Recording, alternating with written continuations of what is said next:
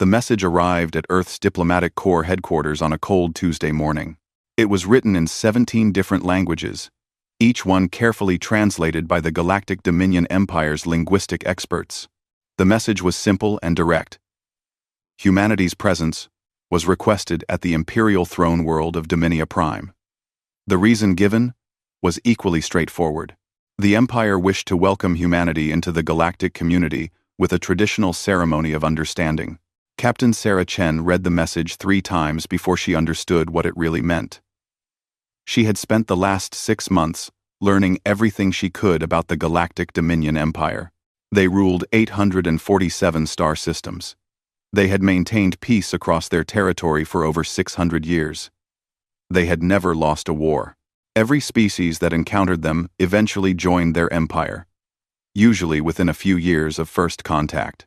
The Empire was not cruel.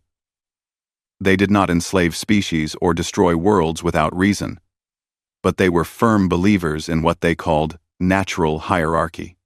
Strong species led. Weak species followed. It was, according to their philosophy, simply the way the universe worked. Sarah looked up from her desk to see Lieutenant Park Min-jun standing in her doorway. He was holding his own copy of the message.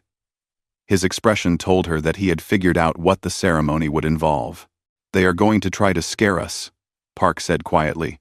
"Yes," Sarah agreed. "They are going to try to scare us very much." The research department had provided them with detailed reports about the Empire's traditional welcome ceremony. When a new species made contact with the Dominion, they were invited to the throne world.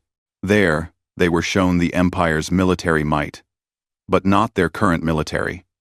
Instead, the Empire displayed something they called the Trophy Fleet. The Trophy Fleet was exactly what it sounded like. Over the centuries, various species had refused to join the Empire peacefully. They had chosen war instead. They had all lost. And when they lost, the Empire took their greatest warships. These captured vessels were kept in dimensional storage, preserved perfectly. During the welcome ceremony, the Empire would bring them all out at once. Thousands of ships, from hundreds of defeated enemies. It was meant to send a clear message. This is what happens to those who resist. According to the reports, no species had ever chosen to fight the Empire after seeing the Trophy Fleet. The display was simply too overwhelming. The message was too clear. Sarah closed the document on her screen. She looked at Park and smiled slightly. "Well," she said, "I suppose we should not keep them waiting.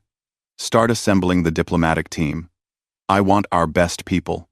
"And Park?" "Yes, Captain. Bring the historical database. All of it. Every ship humanity has ever built, lost, or scrapped. I want complete records going back to the first colony missions." Park raised an eyebrow. "May I ask why?"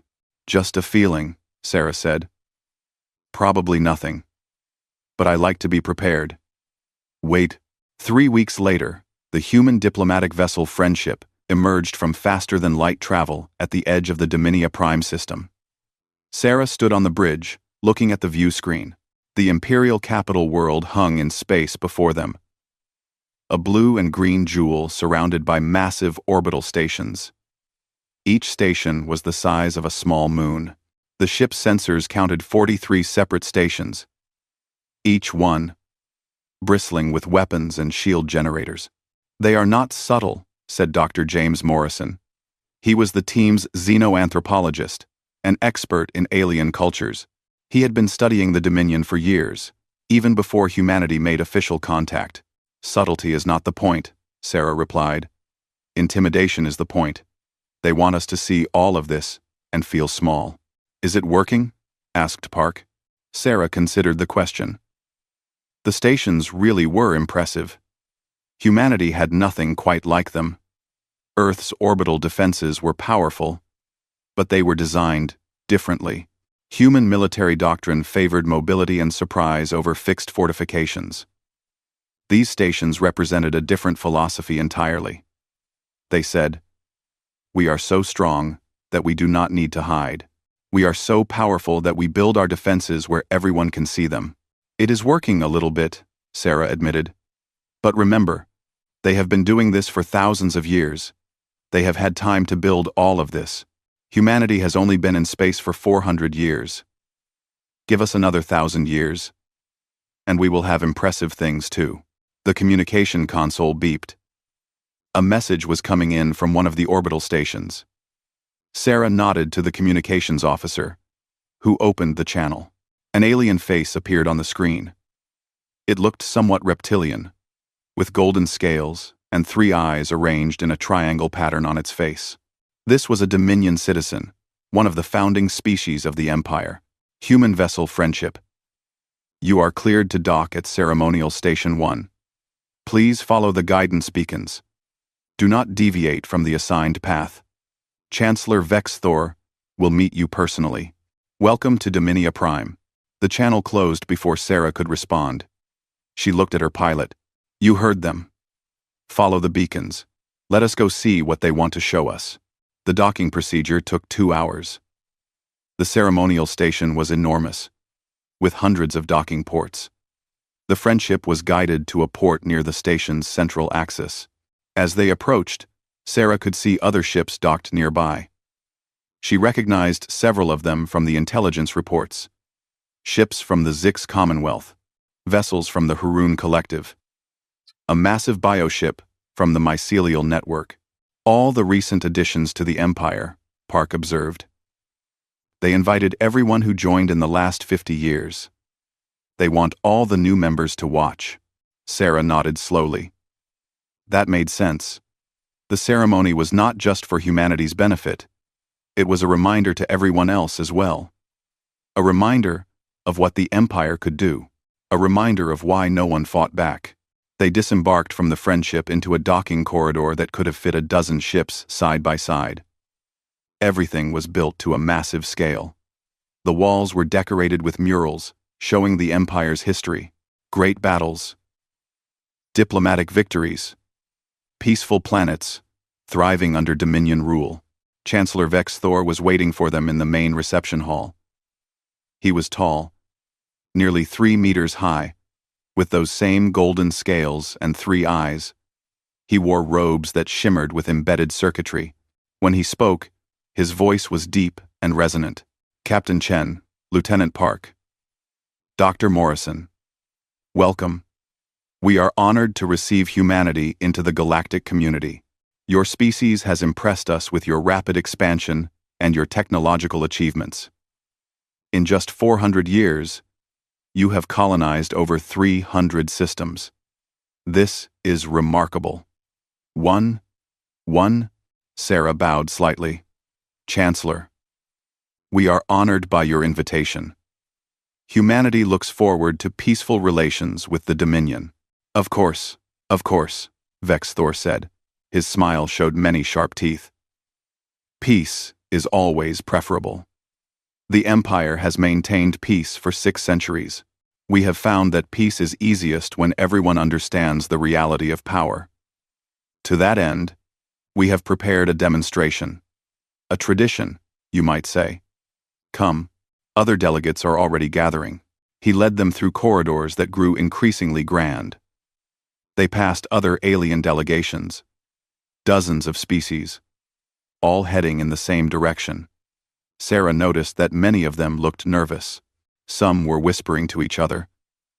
Others walked in silence, their body language suggesting fear. Finally, they reached the observation deck. It was a massive amphitheater, built in a half-circle around an enormous transparent viewport.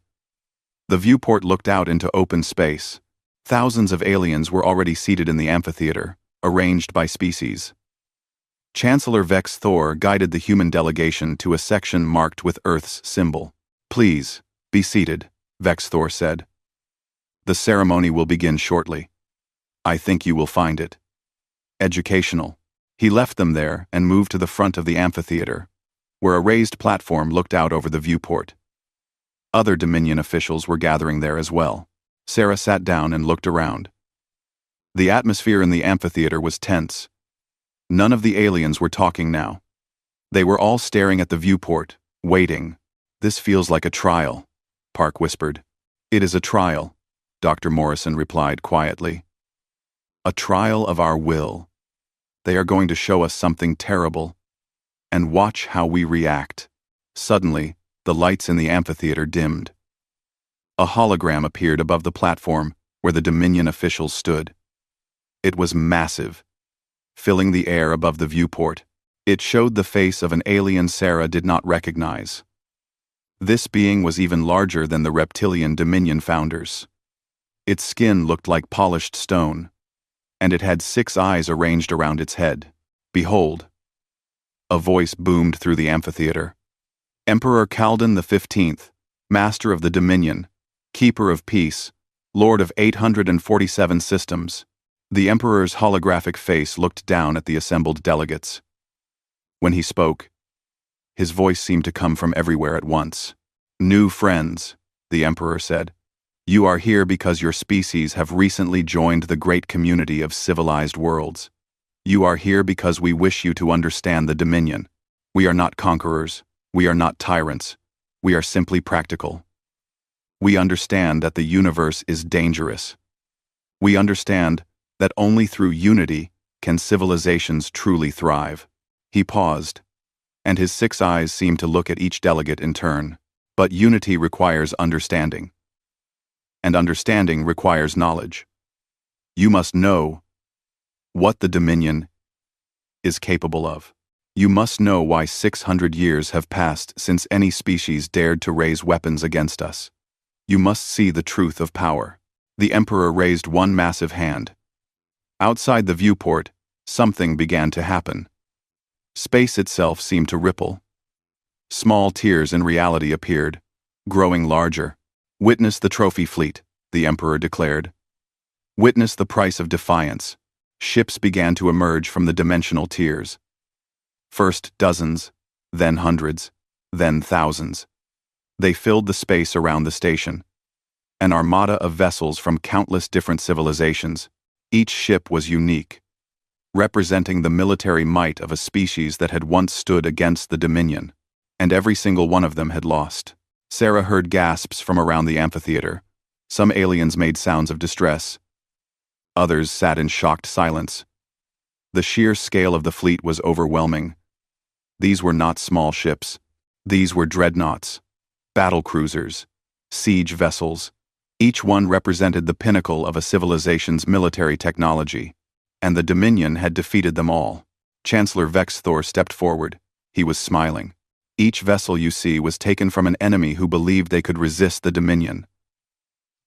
Each one represents a species that chose war over peace, and each one now serves as a reminder. The Dominion cannot be defeated." He began to walk along the platform, gesturing to different sections of the fleet. "The red vessels with 3 hulls are from the Korth Supremacy. They believed their superior numbers would overwhelm us. The black pyramids are from the Sharel Ascendancy. They believed their psychic powers made them invincible. The crystalline spheres belonged to the Eternal Chorus. They believed their energy weapons could pierce any defense." He paused and smiled wider. "They were all wrong." Sarah forced herself to breathe steadily. The display really was impressive. She had to give them that. Thousands of ships, each one a trophy, each one a warning. The message was clear. Do not fight. You cannot win. Park leaned close to her and whispered, "Captain, should I start recording? For our military intelligence?" "Yes," Sarah whispered back. "Get everything. Every ship type, every design. Earth Command will want to study this." But even as she said it, Sarah felt a strange sensation in the back of her mind. Something about this display felt wrong. Not wrong in the sense that it was fake. The ships were clearly real, but wrong in some other way. Like a puzzle piece that did not quite fit. Chancellor Vexthor was still talking, still describing the various defeated enemies. The aliens in the amphitheater were still sitting in stunned silence. And outside, the trophy fleet continued to fill the void, a monument to the Dominion's power. Then Emperor Kaldan spoke again. "But these are merely our lesser victories. the defeated enemies who fell quickly. Now, witness the crown jewels of our collection. Behold the ships that belong to our greatest foe. More dimensional tiers opened. These were larger than before, and from them emerged 5 vessels that dwarfed everything else in the fleet. They were enormous, each one at least 5 kilometers long. They had a distinctive design: cylindrical hulls with rotating sections, massive engine arrays at the rear, and armor plating that still gleamed despite their age. Sarah stared at the ships. Her mind felt suddenly blank. There was something familiar about them, something she could not quite place. Park grabbed her arm. His datapad had fallen from his hands onto the floor. He was staring at the ships with an expression of complete shock. "Captain," he whispered. "Captain, those ships." Dr. Morrison leaned forward in his seat, his eyes wide.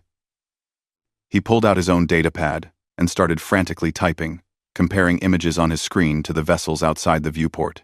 Emperor Kalden's voice filled the amphitheater once more. 300 years ago, the Dominion faced its greatest threat. A species of warriors more ruthless than any we had encountered before. They sent 5 massive warships against us. The war lasted for decades. Millions died on both sides. But in the end, the Dominion prevailed.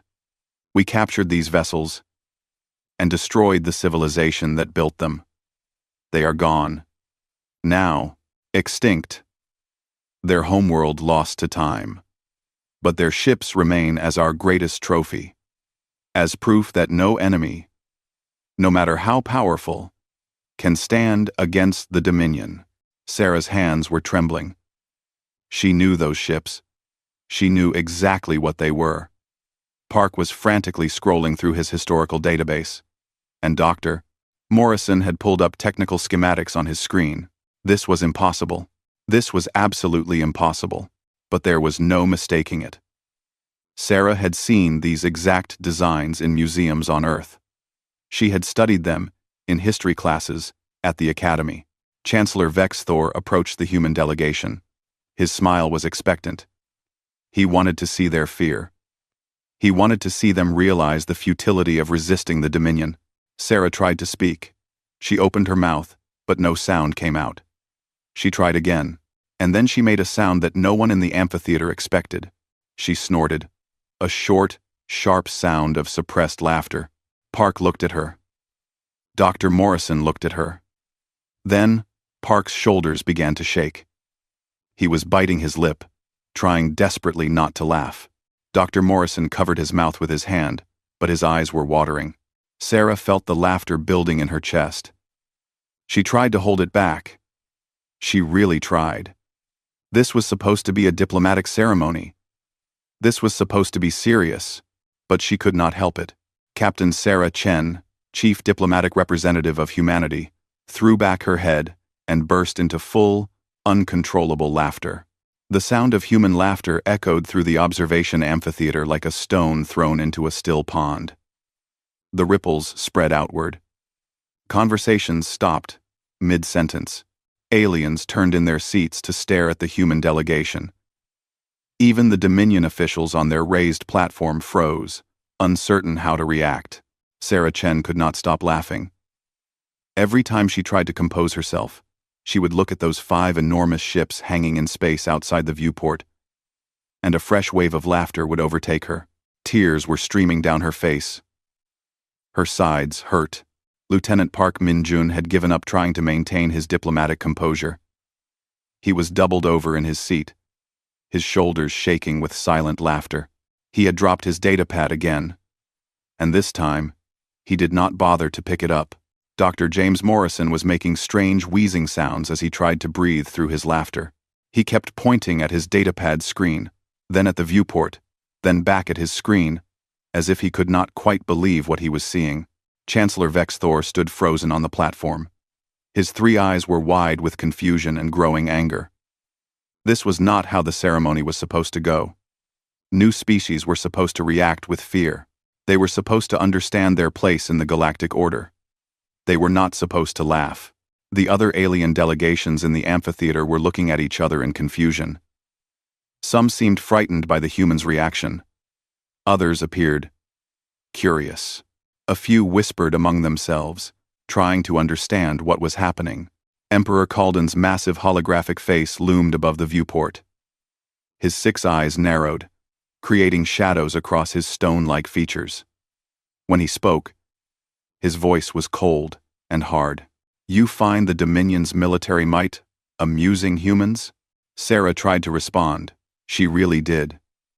She took a deep breath and opened her mouth to speak.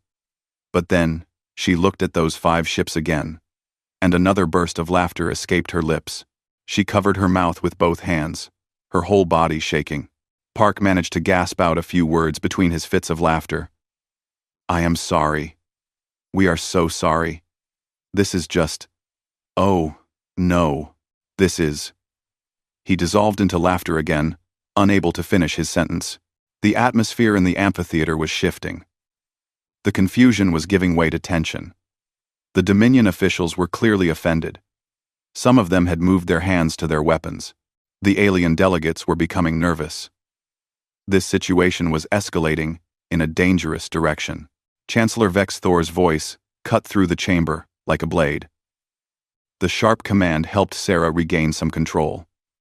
She forced herself to breathe slowly. In through the nose, out through the mouth. She wiped the tears from her eyes and stood up. Her legs felt weak from laughing so hard. "Chancellor," she said, her voice still shaking with suppressed laughter. "Emperor Kalden, I apologize. We mean no disrespect. It is just those ships."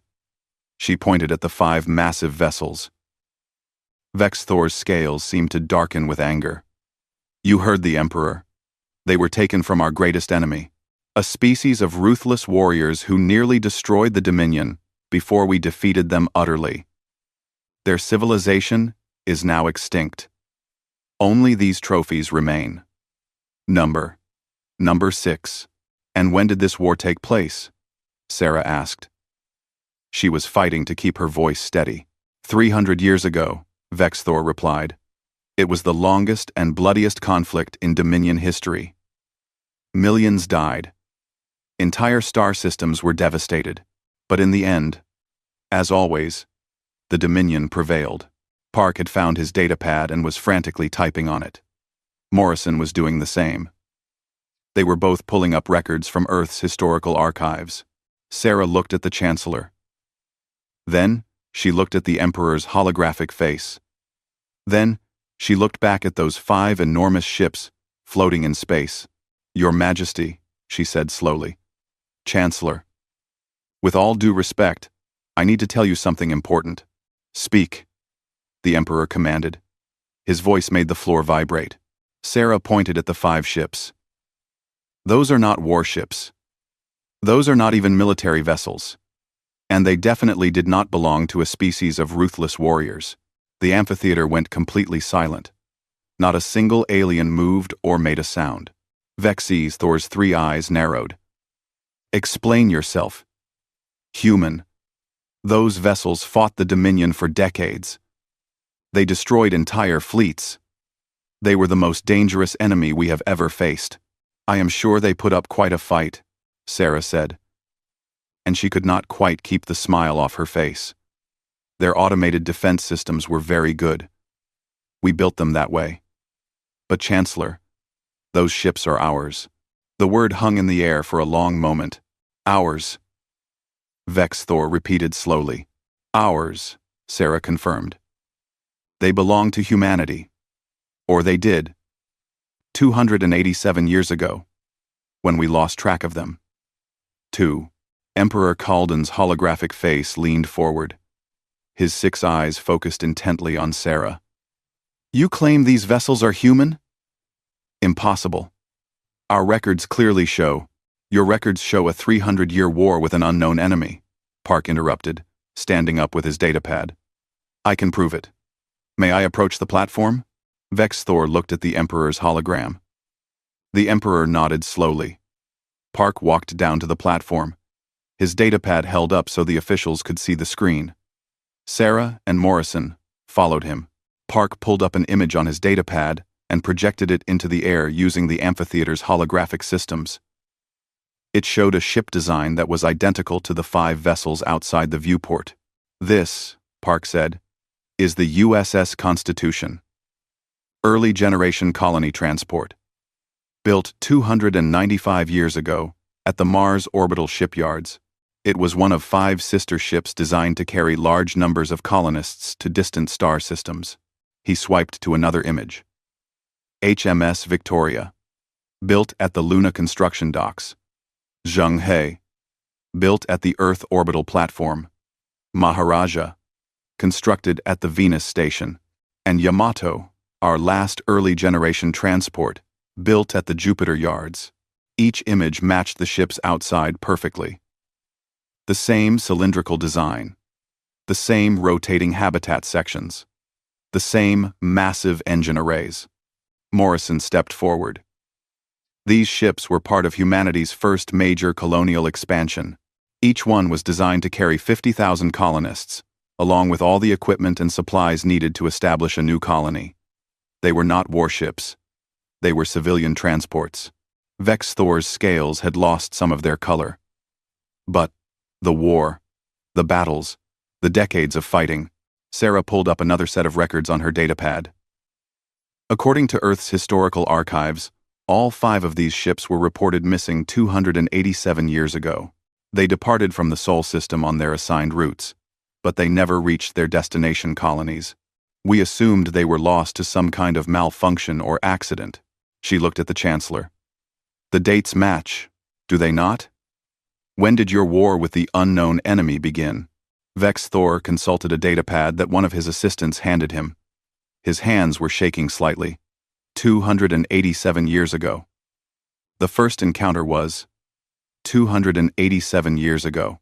Park pulled up more technical specifications. These ships were equipped with automated defense systems. We had to protect the colonists and equipment from pirates and other hazards. The defense protocols were quite sophisticated. If the ships were attacked, they would fight back automatically. End quote. But there were no colonists on board, Morrison added. That is the funny part. Well, funny to us. Probably not funny to you. Sarah nodded. You see, about 290 years ago, humanity invented a much better, faster-than-light drive. It made these old ships obsolete almost overnight. The new drive could move ships twice as fast and use half the energy.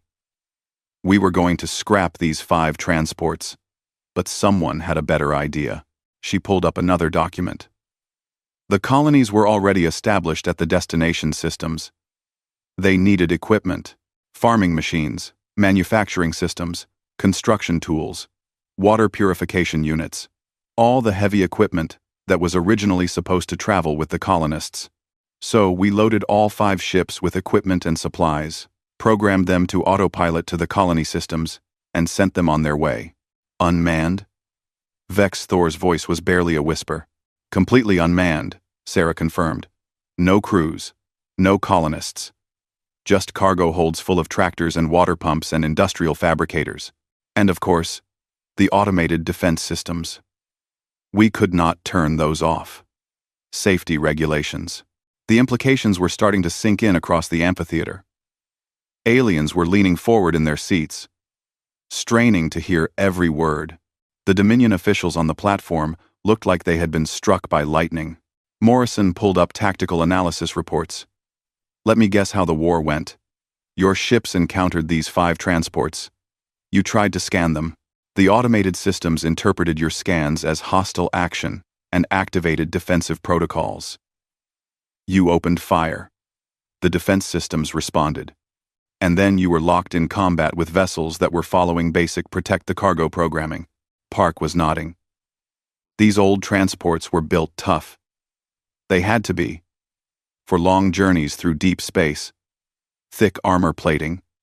Redundant systems. Multiple shield generators. And those automated defense turrets could track and engage hundreds of targets simultaneously. But they were just following their programming, Sarah added. Protect the cargo. Avoid destruction. Return fire against any threat. They were not trying to destroy the Dominion. They were not warriors. They were delivery trucks with very good security systems. She looked directly at Emperor Kalden's holographic face. Your Majesty. The Dominion did not fight a war against a species of ruthless warriors. You fought a 300-year war against 5 unmanned cargo ships that were trying to deliver farming equipment to human colonies. The silence in the amphitheater was absolute. It was the kind of silence that happens when everyone's understanding of reality shifts at the same moment. One of the Dominion officials, a smaller alien with blue fur, spoke up hesitantly. But our fleets. We lost thousands of ships, millions of soldiers. How could automated systems— Oh, human engineering is very good, Morrison said cheerfully. We tend to overbuild things. Better safe than sorry, as we say. And these transports had to protect very valuable cargo. We programmed them to be extremely defensive.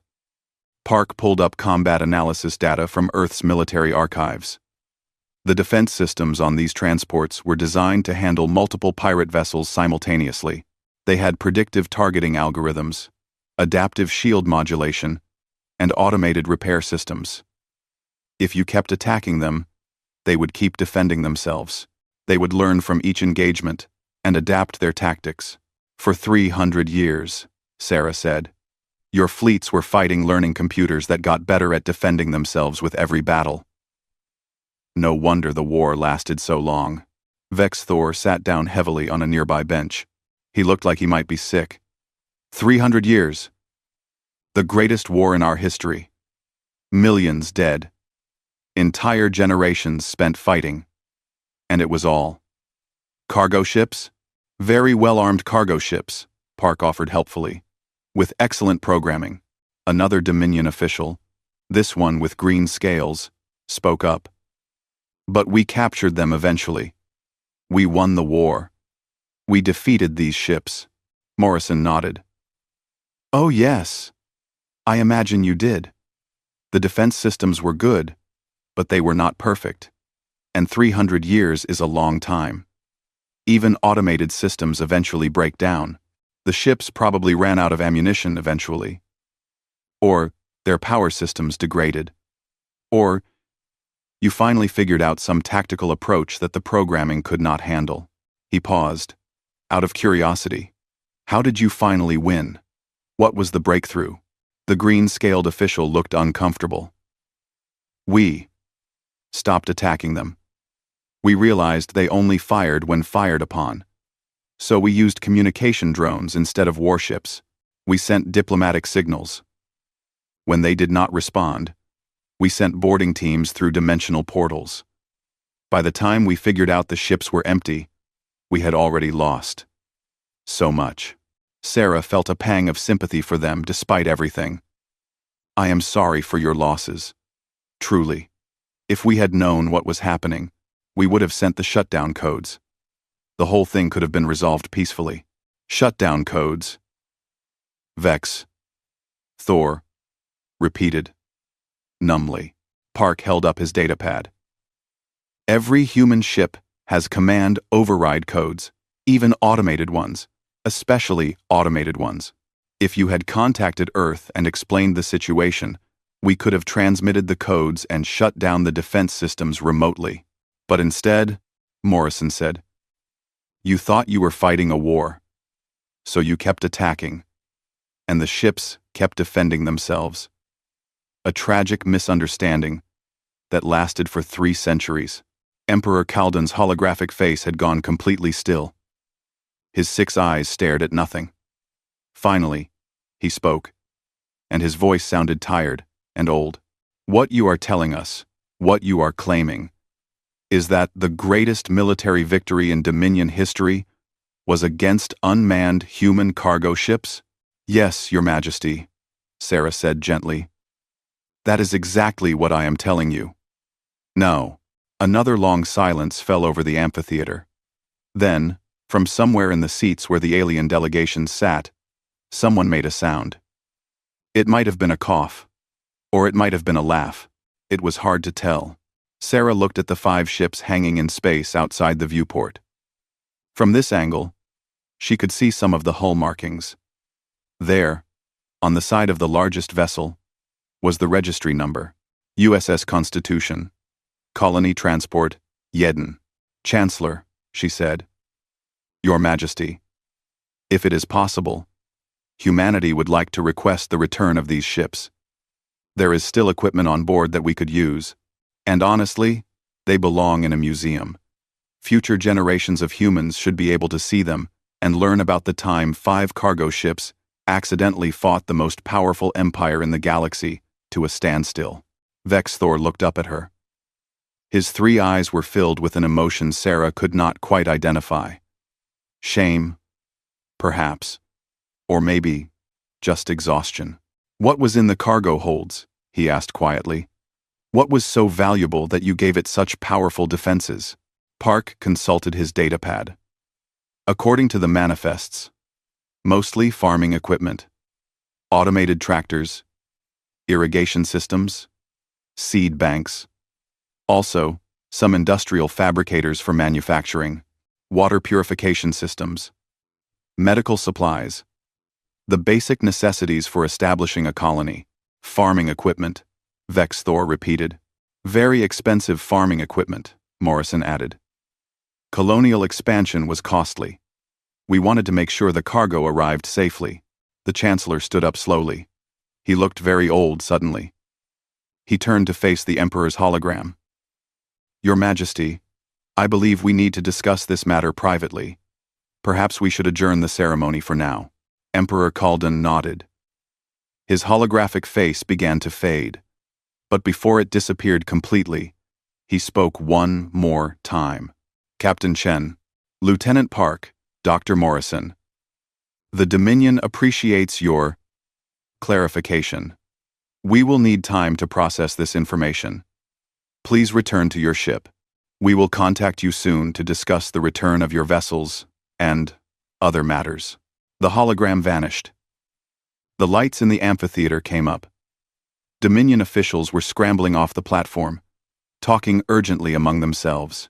The alien delegations sat in stunned silence, trying to understand what they had just witnessed. Sarah looked at Park and Morrison. They looked back at her. And then, unable to help themselves, all 3 humans burst into laughter again. The walk back to the friendship felt longer than it should have. Sarah Chen and her team moved through the corridors of Ceremonial Station. One in silence. But it was not a comfortable silence. It was the silence of people who knew they had just changed everything, without meaning to. Behind them, the amphitheater was in chaos. Through the walls, Sarah could hear raised voices. Aliens arguing in dozens of different languages. The Dominion officials shouting orders. Someone was crying. Someone else was laughing. It was the sound of an entire worldview collapsing in real time. Security drones followed the human delegation at a distance. They were not threatening, exactly, but they were watching, making sure the humans went directly back to their ship without talking to anyone else. When they finally reached the friendship, Sarah almost ran up the boarding ramp. Once inside, with the airlock sealed behind them, she leaned against the wall and let out a long breath. Well, said Park. That did not go as planned. Did we have a plan? Morrison asked. He was still clutching his datapad like a lifeline. The plan was to watch their display, look appropriately impressed, and then begin formal diplomatic discussions, Sarah said. She laughed, but it sounded a bit hysterical even to her own ears. The plan was definitely not to accidentally reveal that their greatest military victory was against unmanned cargo ships. She pushed herself off the wall and headed for the bridge. Her crew looked up as she entered. They had been watching the ceremony through the ship's sensors. Their expressions ranged from shock to barely suppressed amusement.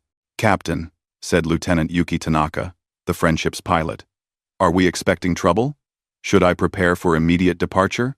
Sarah considered the question. The Dominion had let them leave the station. They could have detained them. They could have arrested them for insulting the Empire. Instead, they had let them go. That was a good sign. Probably, Not yet, Sarah said. But keep the engines warm, just in case. And make sure our faster-than-light drive is fully charged. If things go wrong, I want us ready to jump out of this system immediately. She sat down in the captain's chair and pulled up the communication logs. Several messages had come in while they were at the ceremony. Most were from other human diplomatic vessels, asking for updates. One was from Earth Command. Sarah opened that one first. Captain Chen, this is Admiral Rodriguez. We have been monitoring your mission. We saw the ceremony broadcast. We need a full report as soon as possible. Also, and I cannot believe I am asking this, are those really our old colony transports? Confirm immediately. Sarah activated the reply function. Admiral, confirmed. USS Constitution, HMS Victoria, Zheng He, Maharaja, and Yamato. All 5 early-generation transports that went missing 287 years ago. The Dominion had them. They thought they were warships from an extinct species. I have corrected their misunderstanding. Currently waiting aboard Friendship for the Dominion's response. Will provide full report soon. Chen out. Action taxidio. Workintentadio. She sent the message and leaned back in her chair. Through the bridge viewport, she could see the trophy fleet still hanging in space around the station. Thousands of ships. Centuries of warfare. The Dominion's greatest source of pride. And now everyone knew that the crown jewels of their collection were human delivery trucks. Captain, said Ensign David Okafor from the communications station. I am picking up broadcasts from the station. Multiple channels. I think news of what happened is spreading. Let me hear it, Sarah said. Okafor put the audio on the bridge speakers. It was a Dominion news broadcast, speaking in the Empire's common language. The translation software rendered it into English. Unprecedented revelation at today's ceremonial gathering. The 5 vessels known as the Terror Fleet, the greatest trophies of the Dominion's military history, have been identified as civilian cargo transports from the human species. Imperial officials have confirmed that the 300-year war, previously attributed to an extinct warrior race, was actually a conflict with automated defense systems protecting unmanned vessels. Another channel. This one sounded more like a talk show, asking how this could happen. How could our greatest military minds not realize they were fighting cargo ships? What does this say about the Dominion's military capabilities? What does this say about our intelligence services? A third channel. An alien voice, angry and bitter. Lies upon lies. The Empire has built its reputation on this victory. The Terror Fleet was supposed to represent our strength. Instead, it represents our incompetence. 300 years, millions of deaths. And for what? To capture 5 unmanned transports? Sarah held up her hand, and Okafor cut the audio. Well, Morrison said quietly, I think it is fair to say that we have created a political situation. Before Sarah could respond, the communication console lit up with an incoming transmission. It was marked as Priority Alpha, the highest level. The sender was listed as Dominion Imperial Command. Sarah straightened in her chair. This is it. Everyone look professional. Okafor, open the channel. The view screen activated. Chancellor Vex Thor's face appeared. He looked exhausted. His golden scales had lost their shine, and his 3 eyes were bloodshot. Captain Chen, he said, I am contacting you on behalf of Emperor Kalden and the Dominion High Council. We need to speak with you. Privately. Just you. Not your full delegation. Can you return to the station? Sarah felt her crew tense. This could be a trap. On the other hand, if the Dominion wanted to harm them, they would not need to lure Sarah back to the station. They could just attack the Friendship. Of course, Chancellor, Sarah said calmly. Now, if possible. I will come immediately. Same docking port? So, No. A different location. I am sending you coordinates. Come alone, Captain. This conversation is too sensitive for witnesses. The transmission ended. A moment later, new coordinates appeared on the Friendship's navigation system. They indicated a small, private docking bay on the far side of the station. Park stood up. Captain, you cannot go alone. It is too dangerous. He is right, Tanaka added. This could be an ambush. Sarah shook her head. If they wanted to hurt me, they would not be this subtle. Vex Thor sounded desperate, not angry. I think they need help. And regardless of how this day has gone, we came here to establish diplomatic relations. That means taking some risks. She stood and headed for the airlock. Park, you have command while I am gone. If I am not back in 2 hours, contact Earth Command and get out of this system. Do not wait for me. Quote. Captain Park started to protest. That is an order, Lieutenant. She left before he could argue further. The private docking bay was much smaller than the ceremonial port where the Friendship was moored. Sarah flew over in a small shuttle, piloting it herself. The bay doors opened as she approached, and she set the shuttle down on a landing pad that looked like it had not been used in years. Chancellor Vex Thor was waiting for her. He was alone. No guards, no assistants. Just him, standing in the empty docking bay looking lost. Sarah exited the shuttle carefully. Her hand rested near her sidearm, just in case. But Vex Thor made no threatening moves. Instead, he simply gestured to a door on the far side of the bay. Thank you for coming, Captain. Please, this way. He led her through the door and down a corridor. They passed through several security checkpoints, all unmanned. Finally, they reached a small conference room. The walls were transparent, offering a view of space and the trophy fleet beyond. Inside the room, 3 other aliens were waiting. Sarah recognized 2 of them from the ceremony. The blue-furred official, and the one with green scales. The third was new. An alien that looked like it was made of living crystal, its body refracting light into rainbow patterns. Captain Chen, Vex Thor said formally. Allow me to introduce War Leader Krath. He indicated the green-scaled alien, Intelligence Director Mivsha, the blue-furred one, and High Counselor Zin, the crystal being. Together with Emperor Kalden and myself, we form the Dominion High Council. We are the 5 individuals who govern the Empire. Sarah bowed slightly to each of them. Please, sit. Vex Thor said. We have much to discuss. They're well. 1 no. Sarah sat at the conference table.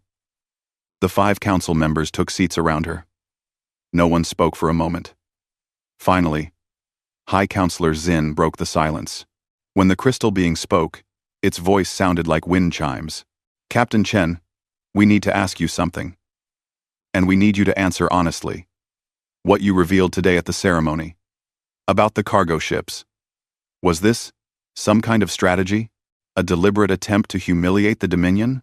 Sarah looked at each council member in turn.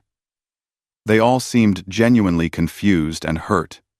She realized they were trying to understand whether humanity had planned this as some kind of power move. No, she said firmly. Absolutely not. We had no idea those ships were here. We had no idea what the Dominion's ceremony would involve. When we saw the Constitution and the others, we were shocked. The laughter was genuine. It was not calculated. But you did humiliate us, War Leader Krath said. His voice was bitter. Intentional or not, you have destroyed our reputation. The Terror Fleet was the foundation of the Dominion's authority. Every species in the Empire knew that we had defeated the most dangerous enemy in the galaxy. Now everyone knows we spent 3 centuries fighting delivery vehicles. Sarah could not argue with that. I am sorry. If I could take it back. But would you? Intelligence Director, Mivsha interrupted. Her blue fur rippled with agitation. If you had known the truth beforehand, would you have revealed it anyway? Or would you have let us continue living in ignorance? That was a harder question. Sarah thought about it carefully before answering. I do not know, she admitted. On one hand, revealing the truth has clearly caused problems. On the other hand, you were building your entire civilization's reputation on a misunderstanding. Eventually, someone would have figured it out. Better to learn the truth from us, in private, than to have it exposed by an enemy during a war. Vex Thor leaned forward. That is what concerns us most, Captain. What happens now? This information is already spreading. We have tried to suppress the broadcasts, but it is too late. Within days, every species in the Dominion will know. Within weeks, every independent civilization in the galaxy will hear the story. The Empire's authority is built on strength. Without that authority, everything falls apart. High Counselor Zin's crystalline body flickered. Already, we are receiving reports of unrest. Some member species are questioning whether they need to remain in the Empire. Others are wondering whether they could successfully rebel, now that they know the Terror Fleet was not what we claimed. The Treaty of the Black Stars specifically references our victory over the Terror Fleet as proof of Dominion supremacy, War Leader Krath added. That treaty keeps 6 major civilizations from going to war with each other. If they decide the treaty is based on false premises, we could see the largest galactic war in history.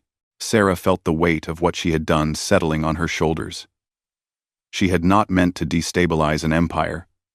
She had just laughed at a funny coincidence. But intentions did not matter. The consequences were real. What do you want from me? She asked quietly. How can I help? The 5 council members looked at each other. Some silent communication seemed to pass between them. Finally, Vex Thor spoke. We need you to tell us the truth about humanity's real military capabilities. Not your cargo ships, your actual warships. Because, Captain, if we are going to stabilize the Empire, we need to understand exactly what we are dealing with. Intelligence Director Mivsha pulled up a holographic display. It showed star charts. Human space was marked in blue. Hundreds of systems. You said humanity has only been in space for 400 years.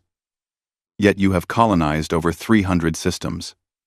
That is a rate of expansion that far exceeds the Dominion's historical growth. Your technology must be significantly more advanced than we realized. Those cargo ships fought our fleets to a standstill for 300 years. War Leader Krath said. And they were obsolete. You said so yourself.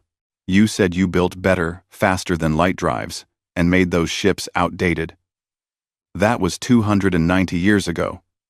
What have you built since then? Own 4. Sarah understood what they were asking. They needed to know whether humanity was a threat. They needed to recalibrate their entire understanding of the galactic power structure. And they needed to know whether they should be afraid. She thought about the ships she had seen in human space. The modern fleet. The vessels that actually were designed for war, not for carrying colonists and farming equipment. All right, she said. I will tell you. But first, you need to understand something about humanity. We do not like war.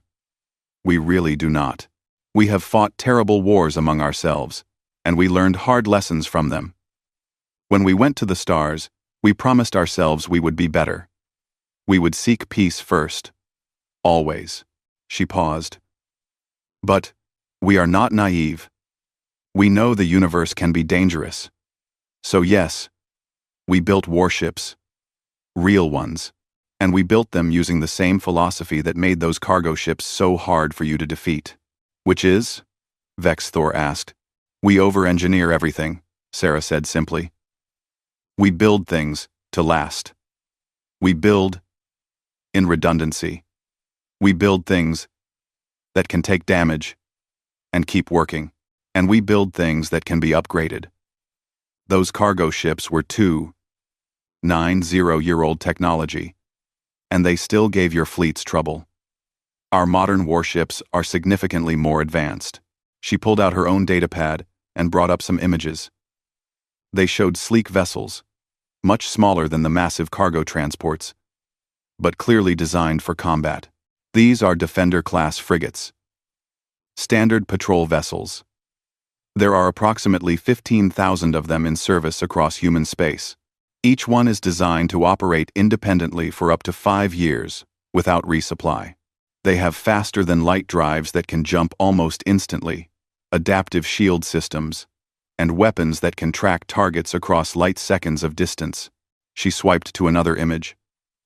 These are Guardian-class cruisers, heavy combat vessels. We have about 3,000 of them. They are designed to fight in coordinated groups, sharing sensor data and overlapping their defensive fields. Each one carries enough firepower to destroy a small moon. Another swipe. Sentinel-class battleships, capital vessels. We have 200 of them. Each one is essentially a mobile fortress. They can generate shields strong enough to deflect asteroid impacts. They carry weapons that can crack planetary crust. And they have manufacturing systems on board that can build new, smaller ships in the field. The Dominion Council members were staring at the images. Their expressions ranged from shock to fear. 15,000 frigates, Mivsha whispered. 3,000 cruisers. 200 battleships. That is, more ships than the Dominion's entire active military, War Leader Kroth finished. And you said these are your standard forces? Yes, Sarah confirmed. We also have specialized vessels, science ships for exploration, engineering ships for construction, medical ships, diplomatic vessels like the Friendship, and we have reserve fleets that can be activated in an emergency. Vex Thor's 3 eyes were wide. Why? Why so many ships if you do not seek war? Because we colonized 300 systems in 400 years, Sarah explained. That is a lot of space to patrol, a lot of colonies to protect, a lot of shipping lanes to keep safe, and because we remember our history. We remember what it is like to be unprepared. We swore we would never be helpless again. She looked at each council member. But Chancellor, War Leader, all of you, please understand. We did not build these fleets to conquer. We built them to protect. Every ship I showed you is designed with defense in mind. Fast shields, long-range sensors, the ability to evacuate civilians quickly. Our military doctrine is all about preventing fights, not winning them. But you could win them, High Counselor Zinn said. It was not a question. Sarah thought about how to answer that. Honesty seemed like the best policy at this point. Yes, she said quietly. If we had to, we could. The silence that followed was heavy. Finally, Emperor Kalden's voice filled the room. Sarah looked around and saw a holographic projector had activated. The Emperor's massive stone face looked down at them all. I have been listening to this conversation, he said. Captain Chen, I have a question. Your cargo ships fought the Dominion for 300 years. Millions of my people died in that conflict. Do you seek revenge? Do you hold us responsible for those deaths? Sarah shook her head firmly. No, Your Majesty. It was a misunderstanding. A tragic one, yes, but not malicious. You did not know the ships were unmanned. You were defending yourselves against what you thought was an enemy. We do not blame you for that. Then what do you want? The Emperor asked. You have proven you are more powerful than the Dominion. You could demand tribute, territory, subjugation. What is your price for peace? Sarah stood up. She looked at the Emperor's hologram, then at the council members around the table. Your Majesty, counselors, humanity does not want tribute. We do not want territory. We definitely do not want to subjugate anyone. What we want is simple. We want friends. The word hung in the air of the conference room like something fragile and strange. Friends. It was such a simple concept, and yet the 5 members of the Dominion High Council stared at Sarah Chen as if she had just spoken in an unknown language. Emperor Kaldon's holographic face showed confusion. Friends, he repeated slowly. You want the Dominion to be friends with humanity? Yes, Sarah said. War Leader Krath stood up abruptly. His green scales darkened with agitation. Captain Chen, with respect, we are the Galactic Dominion Empire. We rule 847 star systems. We have maintained order in this region of space for over 600 years. We do not have friends. We have subjects and allies and trade partners. But friends? That is not how empires work. Maybe that is the problem, Sarah said quietly. The room went silent again. High Counselor Zin's crystalline body stopped refracting light. Intelligence Director Mivsha's blue fur lay completely flat. Chancellor Vex Thor's 3 eyes were fixed on Sarah with an intensity that was almost frightening. Explain, Vex Thor said. Sarah chose her words carefully. This was a delicate moment. Everything could fall apart if she said the wrong thing. Chancellor, your empire is built on intimidation. On the idea that you are too powerful to challenge. The trophy fleet was the ultimate symbol of that power. But now, that symbol is broken. You are worried that species will rebel, that your authority will collapse, and maybe it will, if the only thing holding the empire together was fear. She gestured to the viewport, where the thousands of trophy ships still hung in space. But what if you built something different? What if, instead of ruling through strength, you led through cooperation? What if the Dominion became a place where species chose to belong, not because they were afraid of the consequences, but because membership made their lives better? War Leader Krath made a dismissive gesture. A pretty dream, Captain, but naive. Species are loyal only as long as they are afraid, or as long as they benefit. Remove the fear, and they will leave. It is the way of the universe. Is it? Sarah challenged. War Leader, humanity has 300 colonized systems. We do not rule them. We do not intimidate them. Each colony is independent. They have their own governments, their own laws. Some of them disagree with Earth. Some of them have conflicts with other human colonies. But they all choose to remain part of human civilization. Do you know why? Why? Mivsha asked. Because we offer them something worth having. Protection, yes, but also trade, technology sharing, cultural exchange. When a colony faces a crisis, other colonies send help without being ordered to. When a new colony is established, older colonies send experts and resources to help it succeed. We built a civilization based on mutual benefit, not fear. Sarah pulled up her datapad and showed them more data. The Dominion controls 847 systems. Humanity controls 300. But our economy is larger than yours. Our technology advances faster. Our people are happier. Not because we are better than you, but because we structured things differently. Chancellor Vex Thor leaned forward, studying the data. His 3 eyes moved rapidly as he processed the information. How is this possible? The Dominion has existed for thousands of years. Humanity has only been in space for 4 centuries. Because fear is expensive, Sarah said. Think about it, Chancellor. How many resources does the Dominion spend on maintaining order? How many ships are devoted to patrol duty, making sure no one rebels? How much of your budget goes to intelligence services, watching for signs of dissent? How much innovation is lost because species are afraid to share new ideas that might make them seem too powerful? She saw understanding dawning on some of their faces, particularly Mivsha, the intelligence director. Her blue fur was starting to bristle again.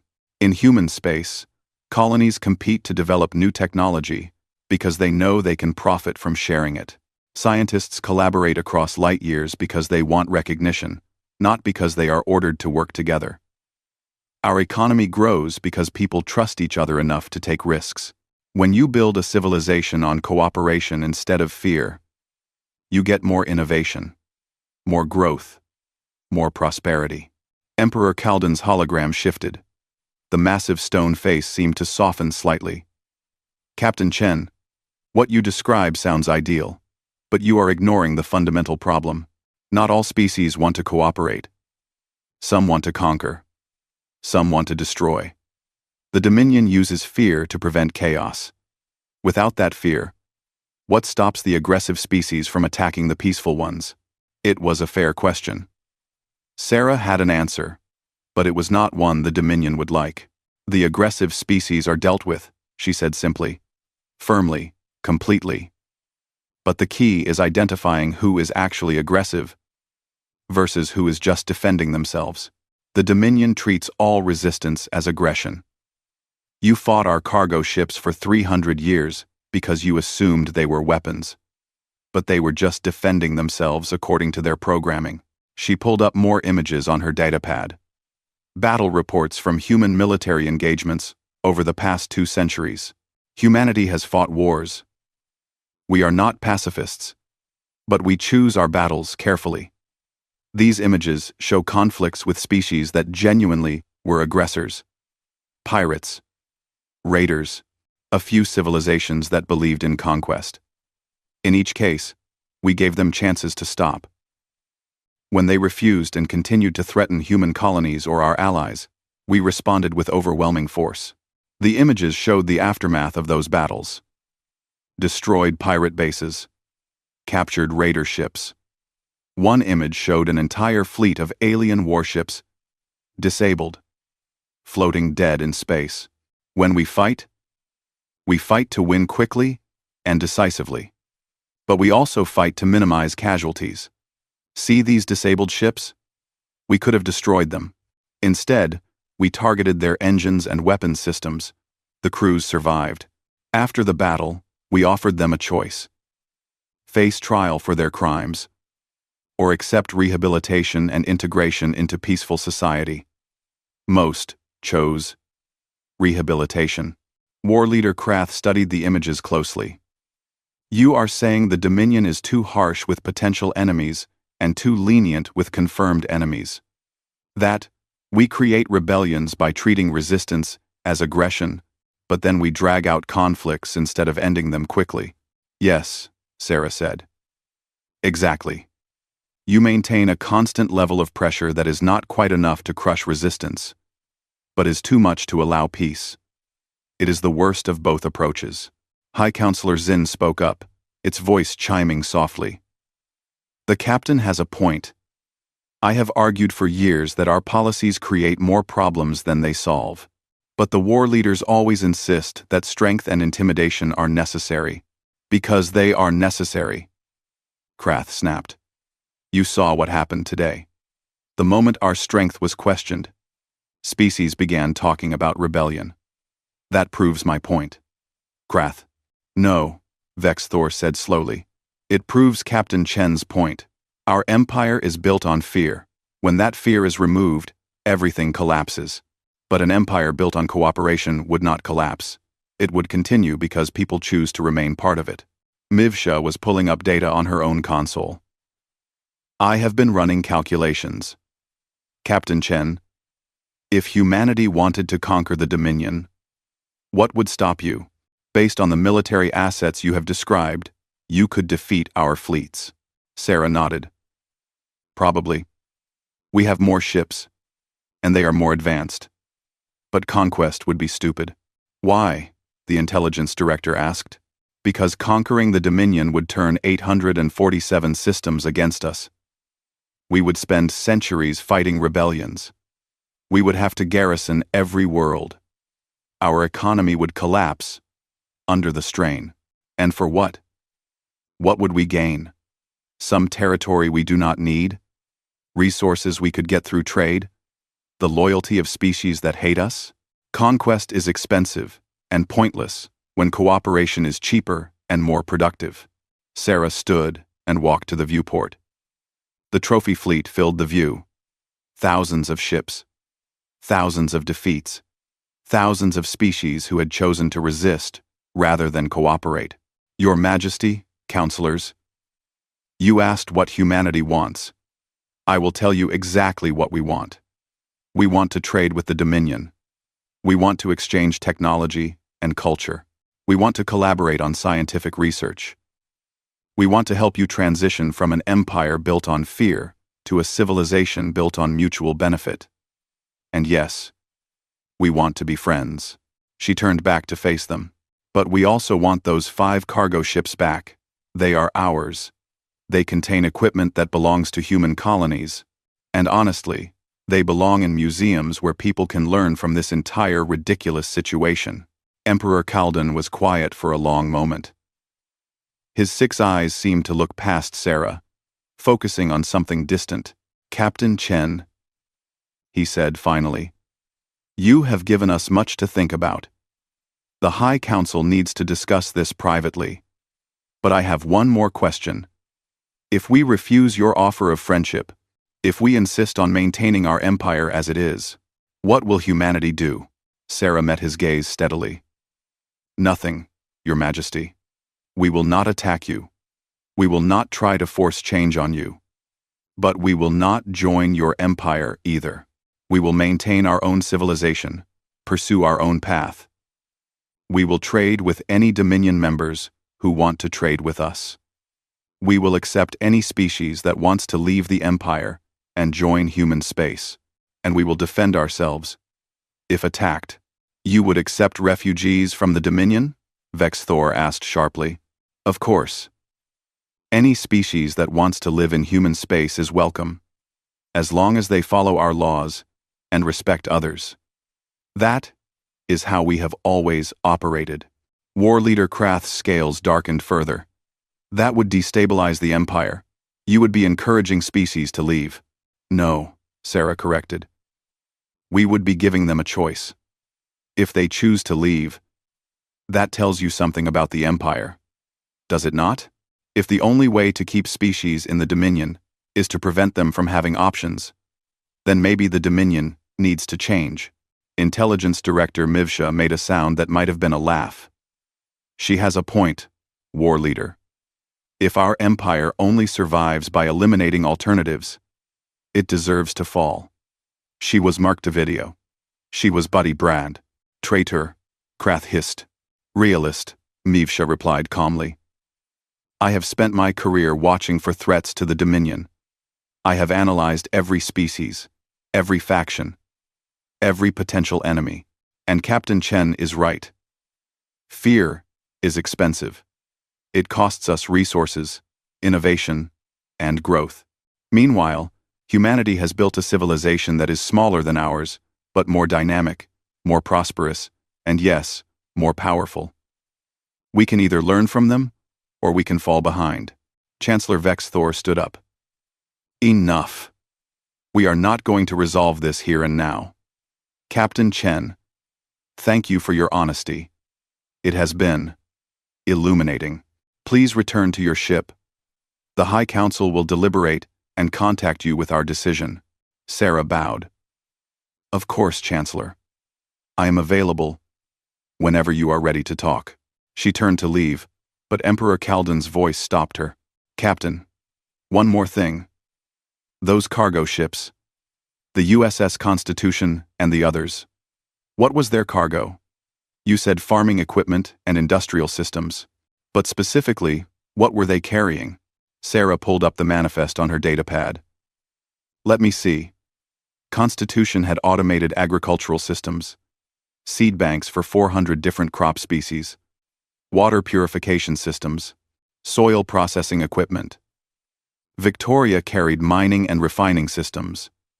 Zheng, he had manufacturing systems for building construction.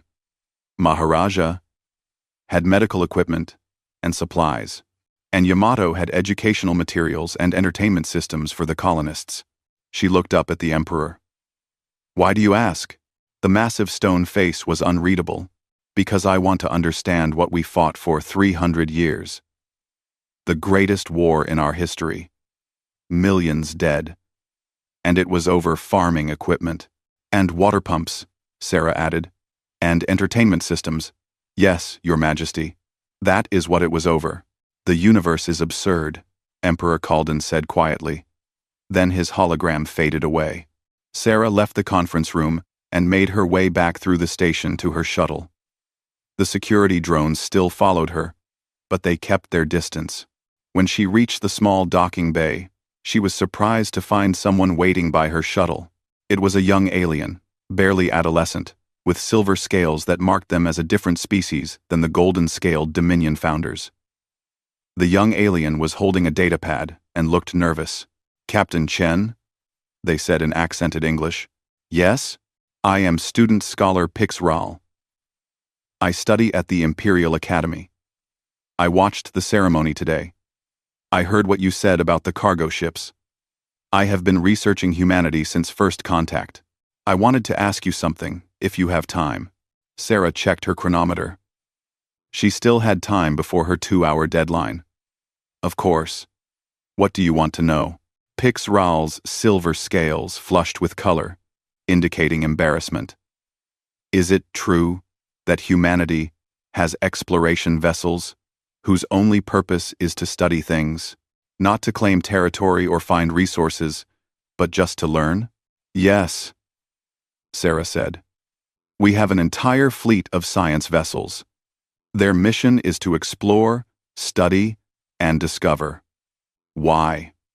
"Asa? Why? Because that is what I want to do," Pix Ral said quietly. "I want to explore. I want to learn about new species and new worlds. But in the Dominion, exploration is always about expansion, about claiming new systems for the Empire. There is no place for someone who just wants to learn." Sarah smiled. "In human space, there are dozens of universities that would love to have you. Science ships that would welcome a xenologist. Research stations studying everything from stellar formation to alien botany. If that is what you want to do, you can do it." Pix Ral's scales flushed with a different color. Hope, Sarah realized. The young alien was feeling hope. "Could I really?" Pix Ral asked. "But I am not human. Would I be welcome?" "Of course," Sarah said.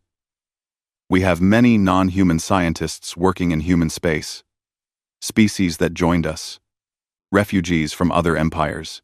Explorers who liked what we were doing and decided to stay. The only requirements are that you respect others and contribute to the community. If you are serious, I can give you contact information for several universities that accept alien students." She pulled out her datapad and transmitted the data to Pix Ral's device. The young alien stared at the information with wide eyes. "Thank you," Pix Ral whispered. "Thank you so much. You are welcome. Study hard, Pix Ral. Maybe someday I will read a paper you have written." Sarah boarded her shuttle and lifted off.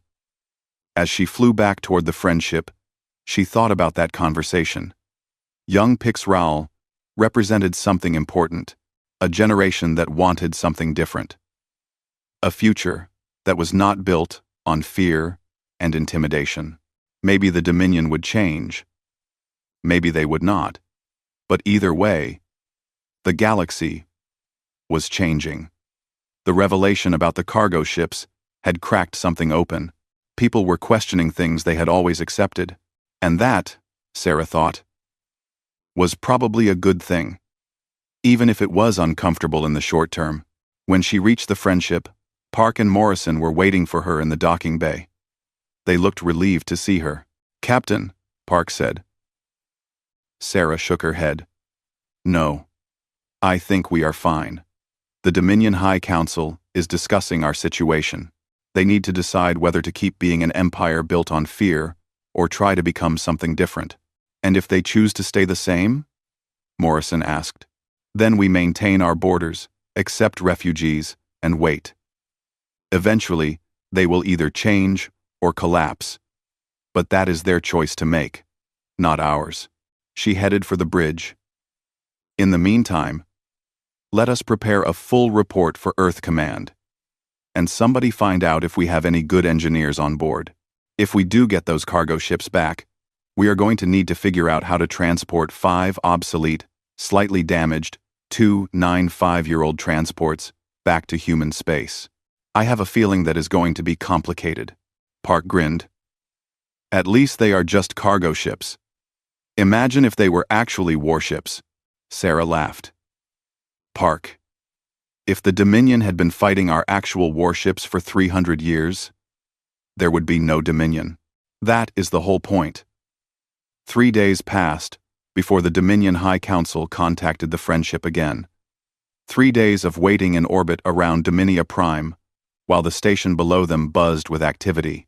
Sarah Chen spent most of that time monitoring the local communications networks, watching as the news about the cargo ships spread throughout the Empire.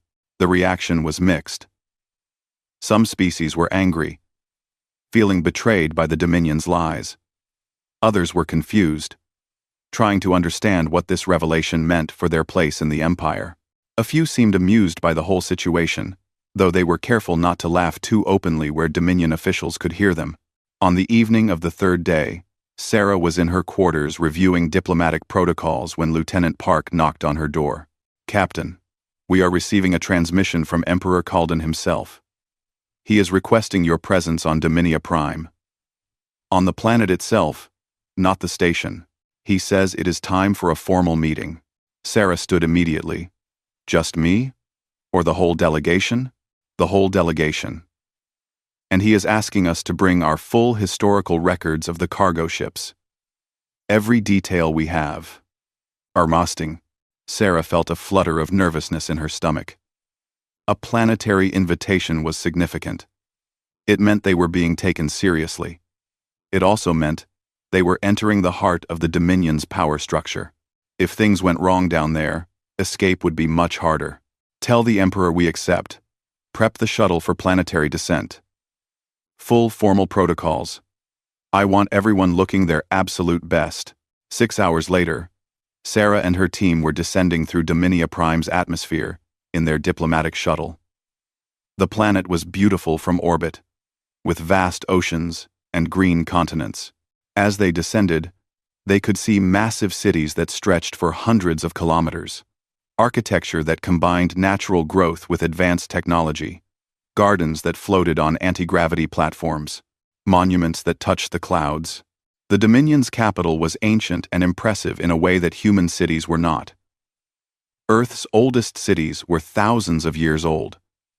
Dominia Prime's capital had stood for tens of thousands of years. The weight of that history was visible in every structure.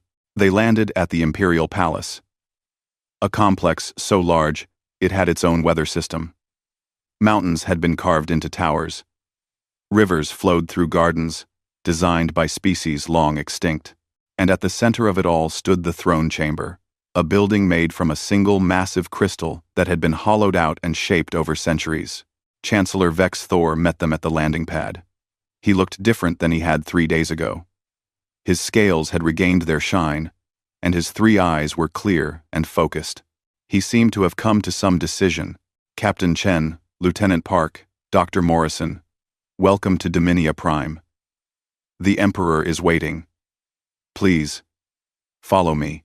He led them through the palace complex. Everywhere they went, aliens stopped to stare at the human delegation. Word had clearly spread about who they were and what they had revealed. Some of the looks were hostile. Others were curious. A few seemed almost grateful. The throne chamber was as impressive as Sarah had expected.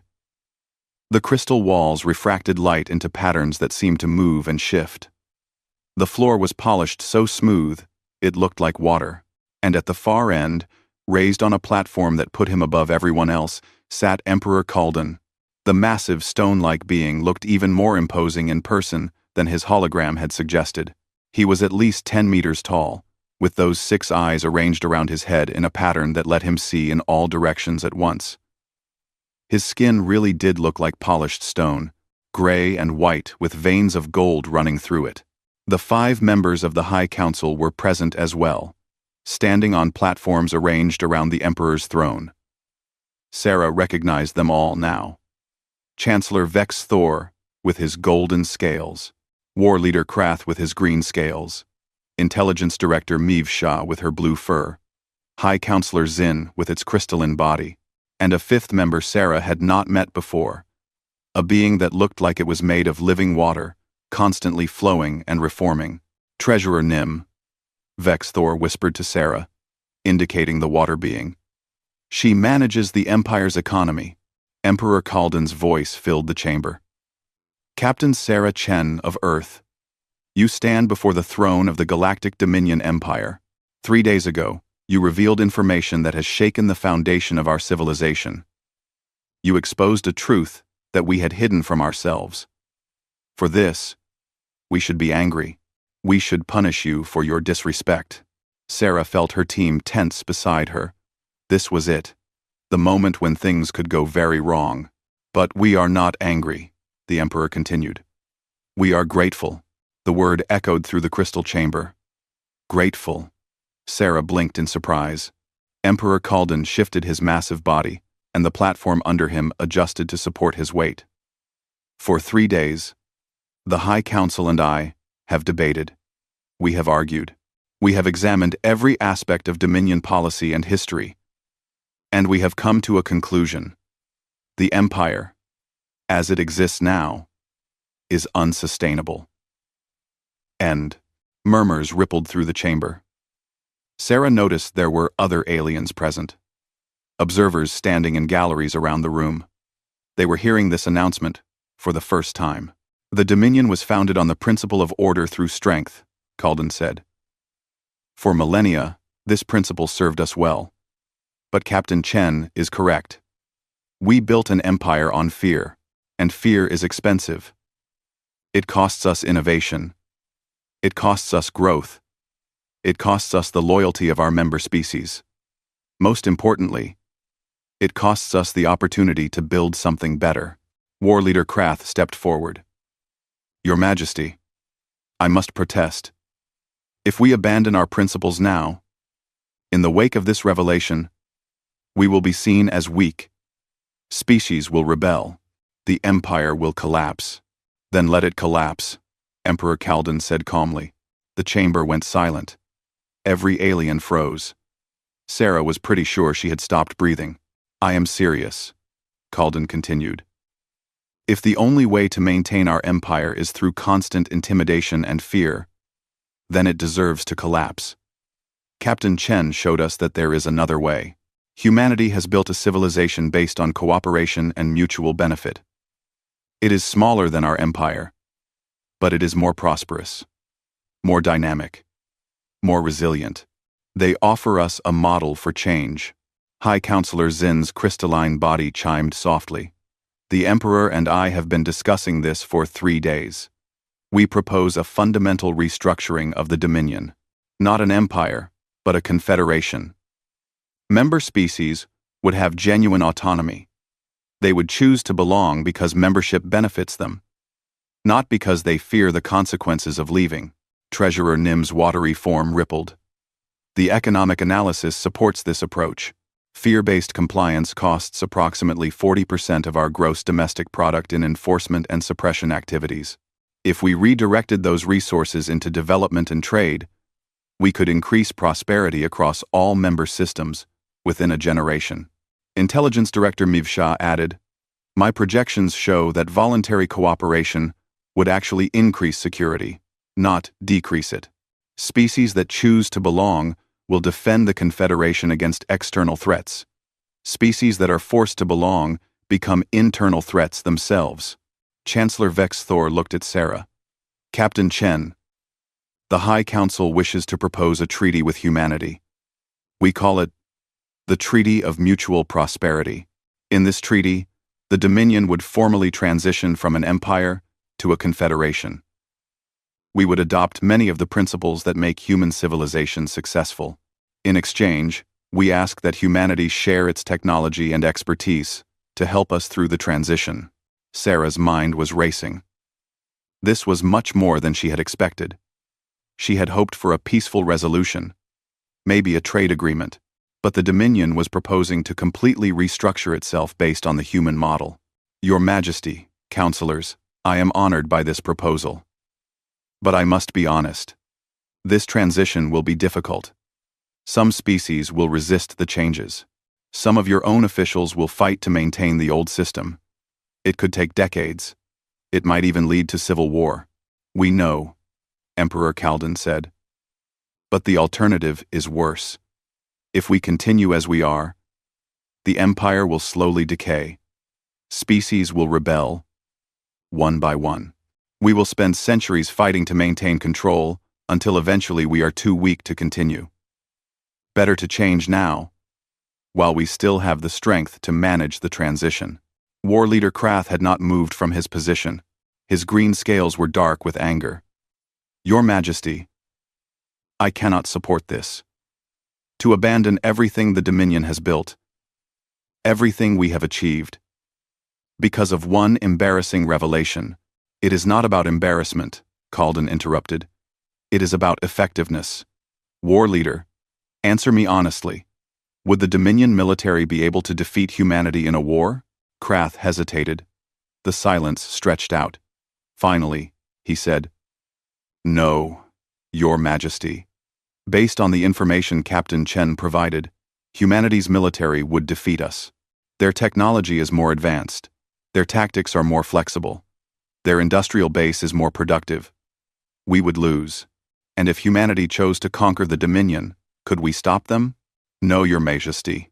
So we are, at this moment, at the mercy of a civilization that could destroy us if they wished. And yet Captain Chen is standing here, offering friendship and cooperation instead of conquest. Does that not suggest their approach is superior to ours? Krath's scales slowly lightened. Sarah could see the internal struggle on his face.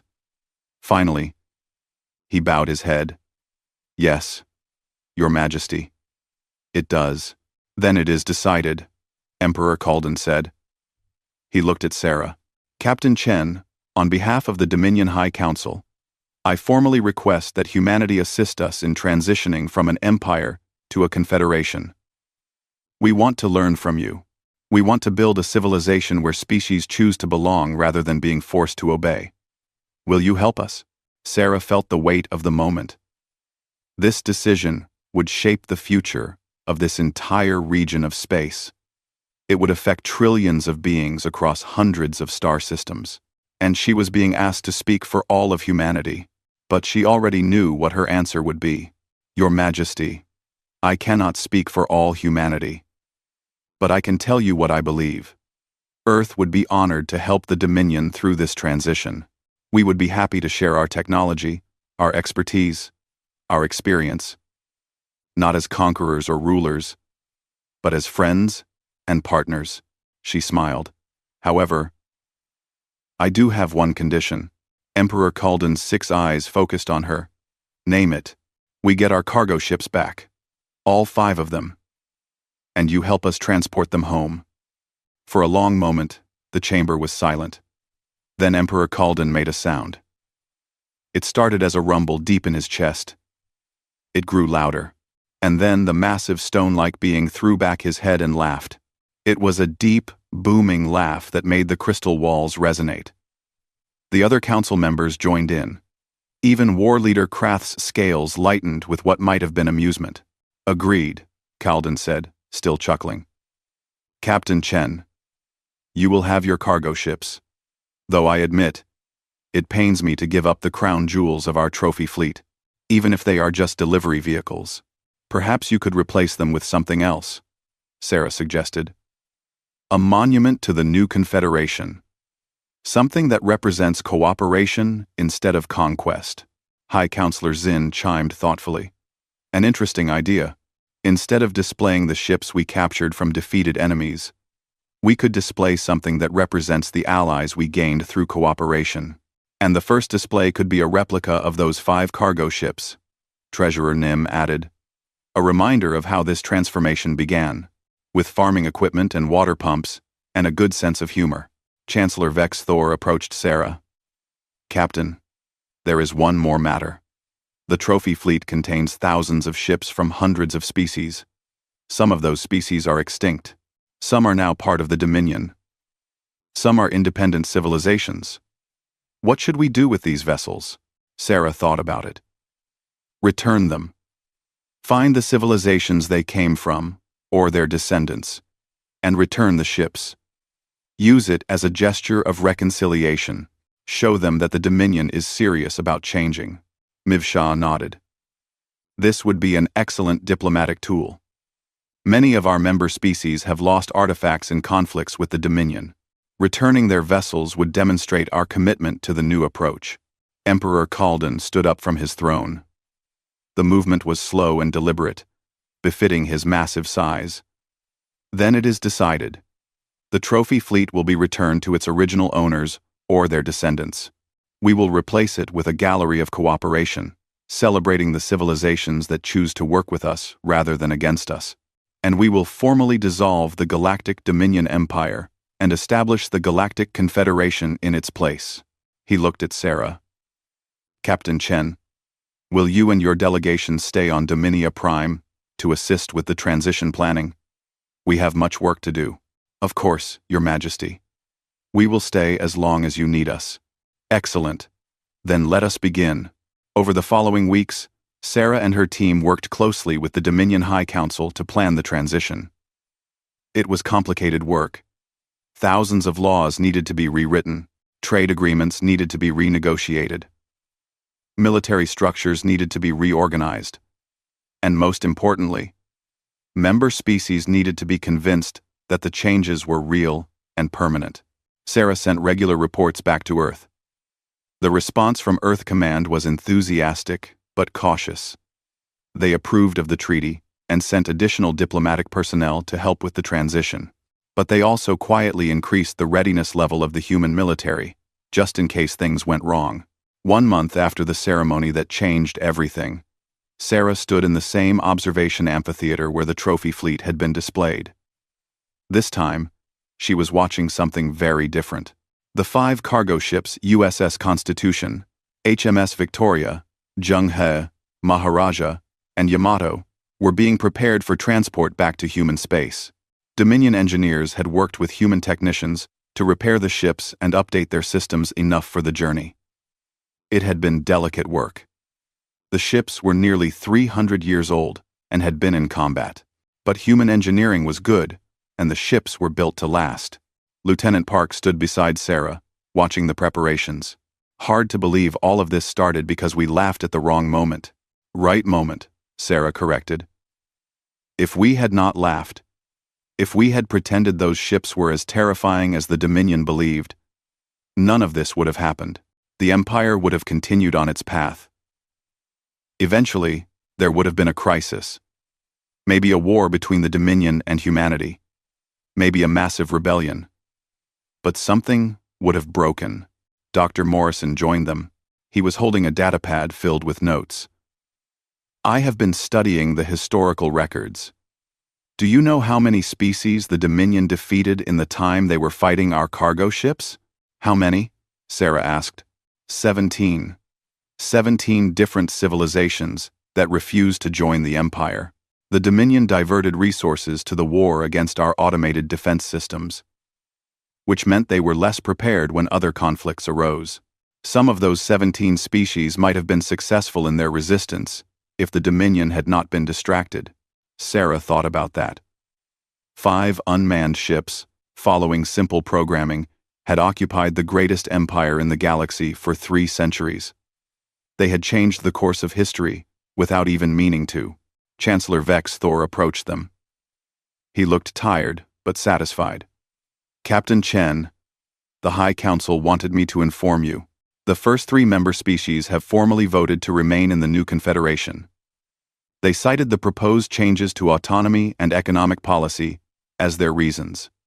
It is a small start, but it is a start. That is excellent news, Chancellor. How many species have voted so far? Only 10. We are proceeding carefully, starting with the species we believe are most likely to support the changes. But the early results are promising. He gestured to the viewport, where the cargo ships were being surrounded by Dominion tugs. I must admit, I will miss having those ships in our trophy fleet. They were impressive, even if they were not what we thought they were. You fought them for 300 years, Park said. That makes them impressive by any measure. Our engineers are amazed they lasted that long. Vex Thor's 3 eyes focused on the ships. Captain Chen, may I ask you something personal? Of course. When you first saw those ships and realized what they were, what did you feel? Before the laughter. What was your first emotion? Sarah thought back to that moment in the amphitheater. The shock of recognition. The sudden understanding of what had happened. Relief. she said finally. Relief that it was a misunderstanding and not malice. Relief that we could fix it. And then, yes, the absurdity of the situation made me laugh. But relief came first. Vex Thor nodded slowly. The Dominion built its identity on strength and victory. Learning that our greatest victory was against unmanned cargo ships has been humbling. But perhaps humility is what we needed. A communication console beeped. One of the Dominion technicians called out, "Chancellor, the cargo ships are ready for departure. All systems check complete. They are cleared to begin the journey to human space." Sarah activated her communication link to the Friendship. "Lieutenant Tanaka, this is Captain Chen. The cargo ships are ready. Begin. Escort protocol." "Acknowledged, Captain. Friendship is moving into position." Through the viewport, Sarah watched as her ship moved toward the 5 ancient transports. 3 Dominion escort vessels joined them. It had been decided that a mixed human-Dominion fleet would deliver the ships to human space as a symbol of the new cooperation between their civilizations. The ships began to move. Slowly at first, their old engines warming up after years of inactivity. Then faster, accelerating toward the edge of the system where they would engage their faster-than-light drives. Sarah watched them go. 5 cargo ships that had changed the galaxy without meaning to. 5 ships that had exposed an empire's weakness and forced it to become something better. 5 ships that had started a friendship between civilizations. "Captain," Vex Thor said quietly, "what do you think will happen next? Will the Confederation succeed? Or will it fall apart?" Sarah considered the question honestly. "I do not know, Chancellor. Change is always risky. Some species will resist. Some Dominion officials will try to return to the old ways. You will face challenges and setbacks. But I believe you have a chance. And that is more than you had before." She turned to face him. "The Dominion Empire lasted for thousands of years through strength and fear. Now you have the opportunity to build something that lasts even longer through cooperation and trust. It will not be easy. But I think it will be worth it." "Bach." Vex Thor extended one clawed hand toward her. Sarah had learned enough about Dominion customs to recognize it as a gesture of respect and friendship. She took his hand carefully. His scales were warm and smooth under her fingers. "Thank you, Captain Chen. For your honesty. For your laughter at that ceremony. For showing us there was another way. Humanity has been in space for only 400 years. But you have taught a civilization that is thousands of years old. Something new. That is no small achievement. We learned from others too," Sarah said. "That is how progress works. We share knowledge. We learn from mistakes. We build on what came before. The Dominion will teach us things as well. This is just the beginning." 6 months later, Sarah Chen stood in a museum on Earth. It was a new museum, built specifically to house 5 very special ships. The Museum of Accidental Diplomacy, people were calling it. Though the official name was the Early Space Exploration Center. The 5 cargo ships, Constitution, Victoria, Zhenghe, Maharaja, and Yamato, stood in the central hall. They had been carefully restored and preserved. Information displays around each ship told their history, their original mission, their disappearance, their 300-year war, and finally, their role in transforming an empire. Sarah had been invited to speak at the museum's opening ceremony. She stood on a stage in front of the Constitution, looking out at a crowd that included diplomats from dozens of species. Some were human. Others were from the newly formed Galactic Confederation. A few were from independent civilizations that had heard the story and wanted to see the famous ships for themselves. "These ships," Sarah began, "were built to carry colonists and equipment to new worlds. They were never meant to be warships. They were never meant to fight. But when they were attacked, they defended themselves. For 300 years, they followed their programming. Protect the cargo. Avoid destruction. Return fire against threats. They did exactly what they were designed to do. She gestured to the massive vessels behind her. And in doing so, they changed the galaxy. They exposed the weaknesses of an empire built on fear. They forced a powerful civilization to reconsider its foundations. They started a transformation that is still ongoing. She paused, looking at the ships. But the real heroes of this story are not the ships. They are just machines, following their programming. The real heroes are the beings who chose to change. Emperor Kalden and the Dominion High Council could have doubled down on their empire. They could have refused to adapt. Instead, they chose the harder path. They chose to transform their civilization based on principles of cooperation rather than intimidation. Sarah looked out at the crowd. She spotted Chancellor Vex Thor standing near the front. He had come to Earth specifically for this ceremony. Beside him stood several other Dominion officials, including war leader Krath, who had become an unexpected advocate for the new Confederation once he accepted the necessity of change. The Galactic Confederation is still finding its way, Sarah continued. Not all Dominion species chose to remain. Some left to pursue independence. Others joined human space or allied with different civilizations. But the majority stayed, choosing to be part of something new, something built on choice rather than compulsion. She smiled. And it all started because 5 cargo ships were too stubborn to die, and because a human delegation could not stop laughing at the absurdity of it all. That is the real lesson here. Sometimes the most important changes come from unexpected places. Sometimes strength means admitting weakness. And sometimes the best way forward is to laugh at yourself and choose a better path. The ceremony ended with a reception in the museum's observation hall.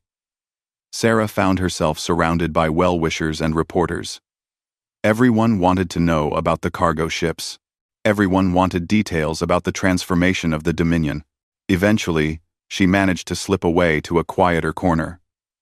She was looking up at the Constitution, studying its battle-scarred hull, when someone joined her.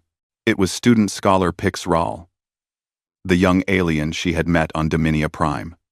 The silver-scaled student had taken Sarah's advice and applied to several human universities. Now Pix Rahl was studying xenobiology at the University of Mars, one of humanity's most prestigious institutions. Captain Chen, Pix Rahl said shyly, I wanted to thank you. If you had not encouraged me, I would never have had the courage to leave the Dominion and pursue my dream. Sarah smiled. You had the courage already. Pix Rahl, I just pointed you in the right direction. How are your studies going? Wonderfully. I am learning so much. And Captain, I have been researching the cargo ships. I wanted to understand exactly how their defense systems worked. Do you know what I discovered? What? The programming was brilliant. The ships were designed to avoid fights whenever possible. They would only fire if actually attacked. They would break off combat if the attacker retreated. They were trying to minimize conflict even while defending themselves. That is very human, I think. To build protection systems that still seek peace whenever possible. Sarah had not thought about it that way, but Pix Rahl was right. Even in their automated defense protocols, humans had built-in preferences for de-escalation and restraint. It said something about humanity's values that even their cargo ship security systems tried to avoid unnecessary violence. That is a good observation, Pix Rahl. You are going to be an excellent researcher. The young alien's scales flushed with pleased colors. I hope so. I want to study how different species approach technology and design. I think we can learn a lot about a civilization from the tools they build. These cargo ships taught me that. They stood together, looking up at the massive vessel. Around them, the museum was filled with beings from across the galaxy. All of them drawn to see the ships that had changed everything. The cargo vessels that had fought an empire to a standstill and then transformed it into something new. Sarah thought about all the improbable events that had led to this moment. 5 ships sent on autopilot. An empire that mistook them for an enemy. A 300-year war against automated defenses. A ceremonial display meant to intimidate that instead exposed a fundamental truth. And laughter, human laughter, that started a revolution. The universe really was absurd sometimes. But that absurdity, Sarah had learned, could lead to wonderful things. The Galactic Confederation was not perfect. There were still problems, still challenges, still species that resisted change. But it was better than what had come before, and it would continue to improve, as long as people chose cooperation over conquest, friendship over fear. She looked at the plaque mounted on the wall beside the Constitution. It read, USS Constitution, Colony Transport 01. Launched 295 years ago to carry colonists and equipment to New Terra. Lost in transit. Fought the Galactic Dominion Empire for 300 years. Sparked the transformation of an empire into a confederation. Returned home to remind us that sometimes the greatest victories come from places we never expected. And that laughter can change the galaxy. Sarah smiled. It was a good epitaph for 5 ships that were just trying to deliver farming equipment. And it was a good beginning for a new era of galactic cooperation.